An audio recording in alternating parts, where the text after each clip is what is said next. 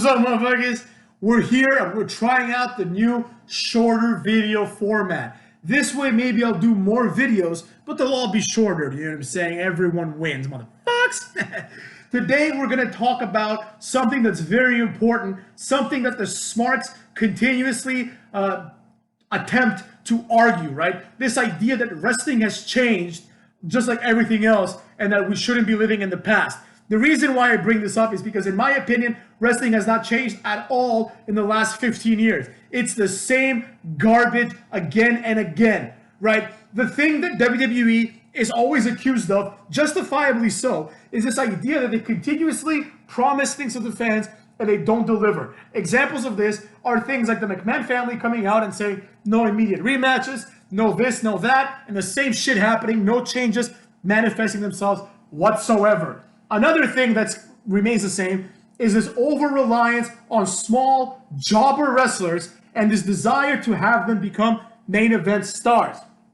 This can be seen in the most manifested light, right, through the company known as All Elite Wrestling, right? All Elite Wrestling is a bullshit company. In this day and age, we have a lot of bullshit messages being thrown out there in the ether, right? Things that sound different, that sound cool, but because our society has basically zero critical thinking skills nowadays, right? We see it and we're like, oh, yeah, it's different. You know what I'm saying? Nothing different about it, motherfuckers. Nothing different between AEW and NXT or AEW and WWE. As a matter of fact, I would argue that it's just the place where shitty WWE wrestlers and Chris Jericho end up, motherfuckers. That's all that AEW is. It's nothing special. Right? We're seeing the same matches that we saw in WWE. It's just being packaged as something different. And because people only care about what they're told, they don't care about what they see or experience, they just buy into it, right? This idea, oh, John Moxley is different than Dean Ambrose. How? Name one fucking reason. Name one fucking way that he's different. And don't say, oh, Moxley's more violent. Why is he more violent? What has he done that's more violent? All I see is him doing the same matches, same finisher, right? Wrestling the same guys, Luke Harper and Jericho. And Cody, like people that we've already seen him wrestle. You know what I mean? That's one thing. Another thing is this. The other wrestlers are also doing the same things. Now we're going to see the Cody Rhodes versus Jack Swagger for a mid-card title in AEW. This would be something that would also happen for a mid-card title, conceivably, in WWE. Do you understand what I'm saying? Nothing is different. It's not like Cody is a better wrestler now or Jack Swagger is a better wrestler now. They're the same shit. They're just wrestling in a different, smaller stage after their WWE careers did not go their way. That's the only difference. The storylines are virtually the same, motherfucks. They're virtually the same. WWE has Street Profits. AEW has Private Party. The gimmick is the same thing. It's the same thing. It's these two black guys who like to have fun and party. That's the only thing, motherfuckers. That's the only thing that these tag teams have, right? Fucking Luke Harper is Bray Wyatt. You know what I'm saying? Everyone has an analog. It's gotten to the point where in the beginning of AEW, Cody Rhodes wanted to call himself the Throne Breaker, right? In the greatest moment of douche chills in wrestling history, he comes out and breaks a throne with a hammer. And we're supposed to be like, oh yeah, this guy's, well, he really showed Triple H. Triple H could beat the shit out of Cody Rhodes for fun if he wanted to. And he'd fuck Cody Rhodes' wife in front of him if he wanted to, motherfucks. So enough of this, oh, everything's different nowadays. What's different? What's different, motherfucks? Name one WWE wrestler that has gone to AEW and has benefited from a creative standpoint. Not someone that's been booked better, right? Don't say like, oh, well, Cody Rhodes is no longer a jobber. Yeah, that's fine. It's because he's surrounded by jobbers. That's typically what happens when a WWE guy goes into the indie scene. He becomes a big star. You know what I'm saying? Because he's already a pseudo-star in WWE. So that's what I'm saying, motherfuckers. What has Cody Rhodes done, right, that he could not do in WWE to get over? Nothing. He's done nothing. The only thing that puts him over now is the fact that he no longer wrestles in WWE. So that's what I mean when I say wrestling hasn't changed at all. It's the same fucking Cody Rhodes. The only difference is that we're told it's different. Right? It's the same shit that happened with Dolph Ziggler. You know, Dolph Ziggler is just like a shitty wrestler. He overacts, right? He's garbage. Like, someone suplexes him, he looks like he got shot out of a cannon. You know what I mean? And then, but because he says, I steal the show every night, all these idiots on the internet, smarts and anti-smarts alike back then, Oh, Dolph Ziggler steals the show. Yeah, he's the best wrestler they have. No, he's not, motherfuckers. He's not even close. You forget that Dolph Ziggler was in the company at the same time when people like Edge were in the company. Full time. You understand what I'm saying? Get the fuck out of here with that nonsense, right? It's the same shit. For some reason, wrestling fans, and this goes to everyone, not just the smarks, because the anti-smarks and the normal, even the mainstream fans, I think, fall prey to this. They see the same shit, and then they pretend it's different, right? They find one little difference that's completely inconsequential, and they use that to hang their hat, right?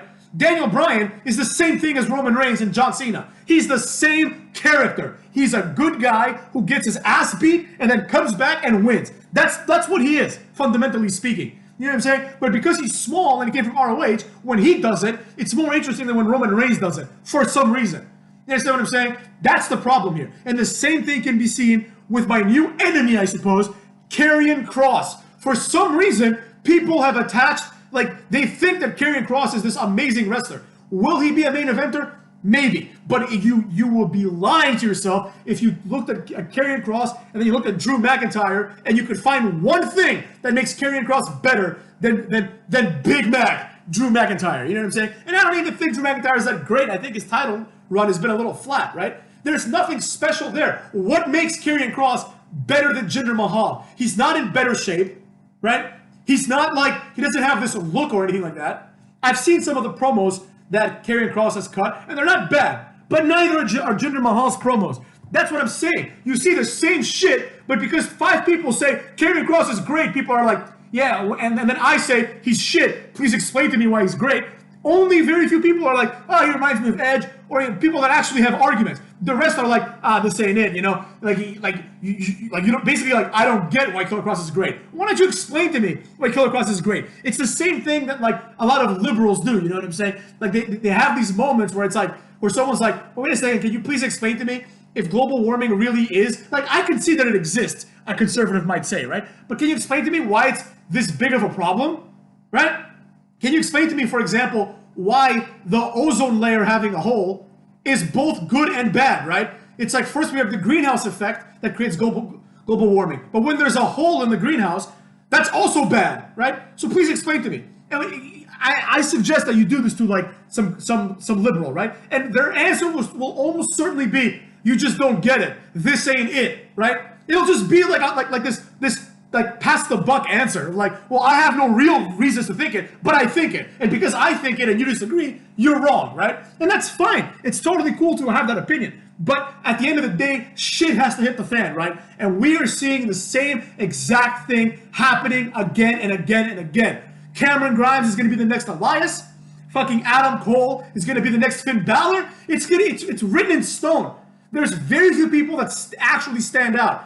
Keith Lee, to an extent, he's been like very useless recently because he doesn't really have that much charisma or anything like that. Like, he's cool, but he's not this like you know, he doesn't speak for himself. Like, he's a big guy and he looks different, right? But he's not going to be this huge star. He might have like a Braun Strowman-esque career without the world title reign. You know what I'm saying? I don't really see Keith Lee becoming world champion. At least not anytime soon. Certainly, he shouldn't be champion before someone like Lashley. But that's neither here nor there, motherfucks. And these other guys, Damian Priest is the next Baron Corbin. We've seen it all before, you know? Then you see people like Dexter Lumis and Velveteen Dream who actually have gimmicks, like actually have character. Karrion Kross doesn't have a character. He is the next Samoa Joe. That's going to be what he is. Guaranteed, motherfucks. If Samoa Joe, who was a much bigger TNA star and a much bigger deal than Karrion Kross will ever be, if he became Samoa Joe, why would you think that Karrion Kross, who has no other attributes, would become anything but Samoa Joe? Just think about it. Kushida is the next Tozawa. Io Shirai is the next Kairi Sane. That's what's going to happen, motherfucks. Now, Raquel Gonzalez is the next Shayna Baszler. Like, they just keep feeding us the same exact shit. And people are like, wrestling really has changed. Wrestling really has changed. I will leave you with this, motherfuckers. I will leave you with this. In this week's episode of NXT, at the very end, Adam Cole, after the little brawl thing happened, he was like in the ring basically celebrating his victory by himself, right? That idiot Scarlett Bordeaux comes out and puts that hourglass thing in the ring. And Adam Cole, because of what he is, a vanilla jobber with no character, just looks at the hourglass, and Scarlett leaves the hourglass there as if she's made a point. Now I ask you, motherfuckers, imagine in a parallel universe where Scarlett Bordeaux comes out and puts the hourglass, right, in front of, I don't know, Stone Cold. Stone Cold would kick the hourglass, and if Scarlett was still in the ring, he'd give her a stunner and drink a beer. That's what he would do. He would react to the hourglass. You understand what I'm saying? Shawn Michaels would do like a cross chop to the hourglass. The Rock would kick it away and do like a, you know, like a disgusted Rock face. You know, where he's like, what the fuck is this nonsense, right? He would react to it. Adam Cole is a vanilla jobber, and people, Road Dogg is like, oh, if you give Adam Cole a minute, he'll do something great. How about do something great with the hourglass? Why do you just tolerate it? You know what I'm saying? Why do you just tolerate the hourglass? How about react to the hourglass? React to shit. That's the problem with wrestling. It's that we have the same exact shit happening over and over again, and then a fat ass like Kevin Owens comes out, and he's like, I'm going to change things around here. Does nothing. Samoa Joe, I'm going to change things around here. Does nothing. Sami Zayn, same shit. Does nothing. None of these people do anything. You understand what I'm saying? They just come out there. They're just the next guy in line. Adam Cole will never be a star. Karrion Kross will not be a star, motherfuckers, because they do not do things that are logical, and furthermore, they don't do things that are cool. If someone put the hourglass in the ring with Ric Flair would take off his jacket, go crazy, and maybe take the hourglass and knee drop it, or something like that. Eddie Guerrero will just, like, laugh and fall on the ground, like, as if he's not threatened. I can envision how wrestlers would react to this. The only wrestlers that I cannot envision reacting to this are the wrestlers that are considered vanilla jobbers forever and ever. Like Jericho would hit it with his bat. You know, like fucking Kurt Angle would just like, he would have like a facial expression and he'd be like, what the hell is this, or something, right? Or he'd run away in fear or do something, right? Like, the people that wouldn't react are Dean Malenko, Chris Benoit, all the people that suck ass and never would become stars. There's the Perry Saturn, like these jobbers. Perry Saturn wouldn't do anything. Matt Hardy wouldn't do anything. You know what I'm saying? Like, these people wouldn't do anything to the hourglass. I know it sounds like a small point, but it's part of a greater problem. And the greater problem is nothing differentiates Adam Cole from Finn Balor. Zero. Nothing. The only thing, like, if you put paint on Adam Cole once in a while and call him Adam Dole or something like that, the demon Adam Dole, right? Then that would be Finn Balor. That would be the exact same thing as Finn Balor. Like, the wrestlers behave exactly how they look. That's why Velveteen Dream is great, because his look is hyper athletic, but he does not behave in a way that is the focus, right? He is different from, let's say, Ricochet. He's just as athletic as Ricochet, but Ricochet, his entire character is, look at me, I'm athletic. Cedric Alexander, his entire character is, look at me, I'm athletic. Chad Gable, his entire character before he became a short guy was, look at me, I'm athletic. We get it, you're athletic, motherfuckers, but what do you bring to the table, right? What do you bring to entertain me? Breezango dresses like astronauts. You expect me to be entertained the same way by two guys who come out with an elaborate entrance dressed like astronauts, which is inherently funny, versus a guy who comes out and does a stupid ass Undisputed Era signal with his hands and goes boom? Are you fucking insane? That's why these people have no future, because fundamentally they are not good at their job. I mean, Adam Cole is good in the ring. I'm not going to sit here and say that, but character work is what drives wrestling. FTR, Adam Cole, virtually every Tommaso Ciampa. That's another thing, motherfuckers. Tommaso Ciampa, he lost the match to fucking Karrion Kross, and then on NXT he refused to do an interview as if he was John Cena or something. You know when John Cena loses a match and then he's like, oh, I need to go like do something, you know, and then you hear Michael Cole say something like, oh, what's next for Cena? Same thing with like Hiroshi Tanahashi in New Japan. He loses a match, well, what's next for Hiroshi Tanahashi? He'll continue wrestling till he's 55, like everyone else in Japan. That's what's next. I can answer the question for you, retard. Same thing with fucking Tommaso Ciampa. What's next? He's gonna have another match soon. That's what's gonna happen, right? They just copy other people. You know, Cena can do it because he's Cena, right? He's had like illustrious career. Right? So the question of what's next for John Cena is a valid one, because he also has other options. Like, does he continue wrestling while he's losing, or does he pursue Hollywood and other things? That's the implication. Tommaso Ciampa having the same reaction is retarded. Tommaso Ciampa has no other opportunities. You understand what I'm saying? His only opportunities are those afforded to him by NXT. So he needs to shut the fuck up and go wrestle again. You lost to Karrion Kross, a guy who's like 5 times bigger than you. You know, why are you being a little bitch about it? You have people out there like fucking, what's that broad's name? I forget her name. Aaliyah. She comes out and loses every week, comes out, wrestles again. Take a page from Aaliyah. Why is Aaliyah mentally tougher than Tommaso Ciampa, who's like this victorious wrestler? Get the fuck out of here, man. You're not John Cena. Damian Priest is not Baron Corbin. Adam Cole is not Finn Balor. Develop some individuality. That's why people like, at the very least, Kevin Owens has a different look. So people gravitate towards it. They're like, oh, this guy's different. He's just a fat guy who quote unquote, knows how to fight. At least there's something there. It's not enough, but there's something there, motherfuckers. That's the point I'm trying to make. Wrestling is the same. The Young Bucks are no different than Hybrid 2. They're no different than Private Party, aside from the fact that Private Party has a gimmick that's similar to the Street Profits, right? They are no different than any of these. They're not different from each other. FTR is not different from Butch and Bottom. They're the same fucking shit. You understand what I'm saying? Same shit. Adam Page, Kenny Omega, same shit. Neither of them have a real character. Adam Page is like alcoholism turning into a problem that's been toned down significantly. So that the only thing that made him interesting is gone. So that's what I'm saying, motherfuckers. Nothing there is good in AEW, in NXT, and for the vast majority in WWE. You either have to have a presence and like physical charisma, like someone like Batista, or perhaps Roman Reigns, or Kane, or people like that, right? Or you have to have a gimmick. The ideal situation is a combination of both. Someone who is charismatic or has a presence and who has a gimmick. That's why John Cena was more entertaining for most people when he was the rapper. You understand what I'm saying? That's what I gotta say about that, right? Until you become the level of like a Randy Orton or an Edge, right? You need a gimmick. You cannot afford to be Dolph Ziggler and have no gimmick. You understand what I'm saying? Or no differentiator. That's what it is, the differentiator, right? Like, I made the same point, last point I'm making right now. I made the same point about tag teams.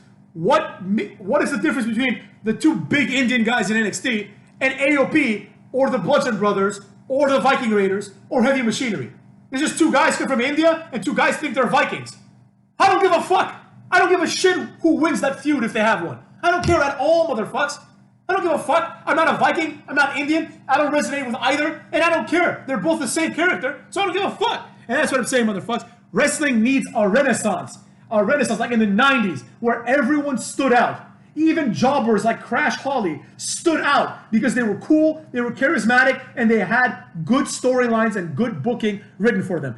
Vince Russo, which will be the subject of a video soon, Vince Russo is the best writer for wrestling ever. I would much rather watch David Arquette as the champion or watch a Judy Bagwell on a pole match. I would much rather watch that than watch a boring like Darby Allin, Joey Janela match. I don't want to see that. David Arquette being champion is at least noteworthy. It's something we will remember. No one's going to remember Darby Allin versus Joey Janela. No one cares, motherfuckers. And that's what I got to say about that. Wrestling needs a fucking renaissance, motherfucker.